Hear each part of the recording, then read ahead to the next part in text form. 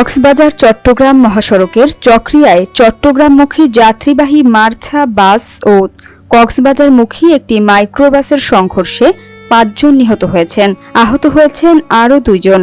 হতাহতরা সবাই একই পরিবারের সদস্য, তবে তাৎক্ষণিকভাবে তাদের পরিচয় জানা যায়নি। নিহতদের মাঝে ৪ নারী ও ১ জন শিশু রয়েছে। বুধবার সকাল ৯টার দিকে চকরিয়ার ফাঁসিয়াখালী হাঁসের দিঘি সেনা ক্যাম্পের দক্ষিণে এ দুর্ঘটনা ঘটে।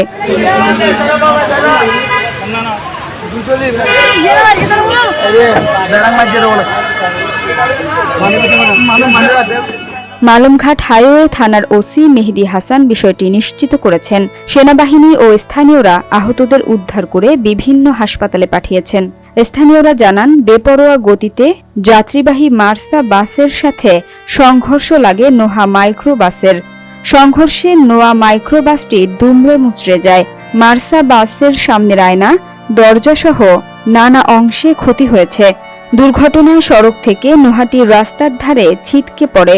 দুর্ঘটনার পর সড়কে যান চলাচল বিঘ্ন ঘটে। পরে পুলিশ, সেনাবাহিনী ও স্থানীয়রা গাড়িগুলো সরিয়ে যান চলাচল স্বাভাবিক করে।